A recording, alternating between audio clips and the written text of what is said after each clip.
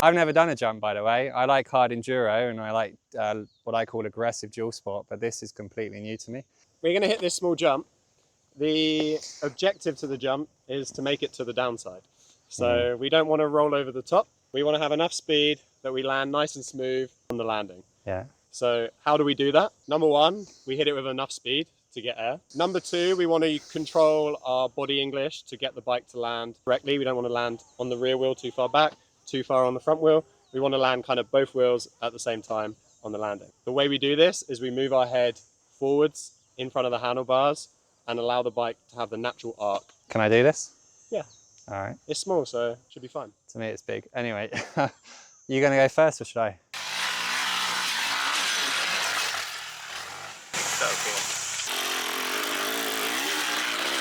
Well, I haven't ridden a real bike in a long time, so very scary.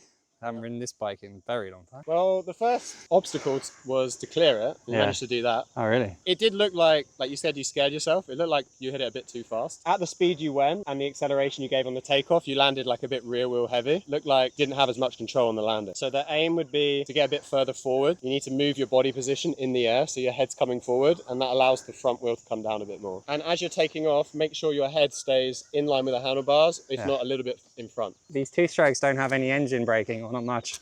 Kind of took me off guard. If you use too much gas in the air, the gas gyro brings the front wheel up. Yeah, it felt good, but not like I was flying miles in the air. Yeah, but with a small jump like that, you don't really want to fly miles in the air. It's one of the things with these KTMs, the suspension's so good that sometimes you don't feel like you're in the air, but you are. So you're kind of disappointed, but maybe it's right. No, to me that looked a lot better. And you landed kind of both wheels at the same time. Okay. So you've got your head forwards, which is what helped that happen. And you got enough air to get over to the landing, which is kind of the aim. Okay, small jump ticked. Okay, John, are you ready to tackle your first double? Yeah, it's got a hole in the middle, which makes it a bit more scary. Never done that. But I feel the KTM will eat up the hole when I screw it up, so I'm cool. Yeah, I think your suspension will soak it up even if you don't clear it, so we should be safe. First bit of advice for this jump, you can see there's two quite clear, distinct lines. Okay. Tell me which line you would take, left or right? I'll be on the left here. Okay, good. So it's pretty simple. There's a really dug out hole and a rut with a big lip. We're going to avoid that. You can take it, but it's going to hook your rear wheel and you probably go on a nosedive. So we want to take the left option. The takeoff is still a bit higher. And the general rule of thumb for jumping is to hold steady gas over the takeoff. That's the rule of thumb. This is the exception. So for a jump like this, where we don't have much speed, and we want to get lift to get over the landing, in order to get extra lift, what you want to do is you want to give it a blip of throttle at the top, and that enables you to get a bit higher. Okay. So the rule of thumb is steady throttle, but for this jump, I'm actually going to call it the exception. We want to give a blip of throttle at the top to try and give us a bit of extra lift. That's horrifying on my bike because it goes over backwards. Yeah, but you don't need to blip full throttle, you know, just a third or half. Okay. I'll show you on the WR, and then it's your turn. Cool.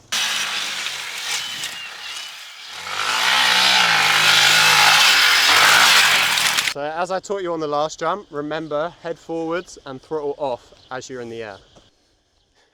It's such a common question for you, I imagine, and probably a really dumb question, but gear 2 or 3? The answer to that is the speed in which you're riding, which I don't know, but I don't think you'll be able to go around that corner fast enough to do it in third. I mean, there's not enough time to change up to third before the jump. So I'd probably advise second.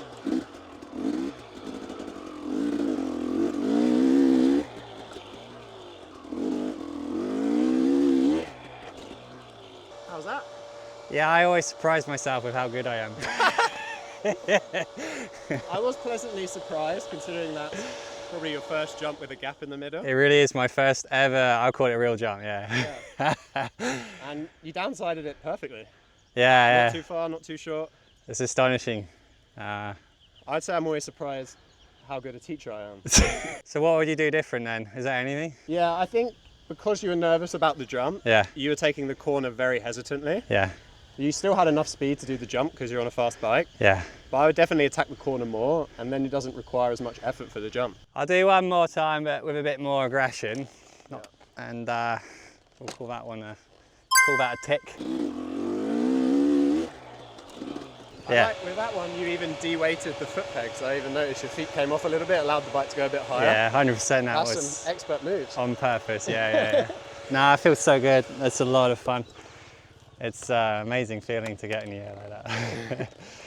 Yeah, I'm pleasantly surprised. Like, you look fully under control. No real advice, just keep doing it like that.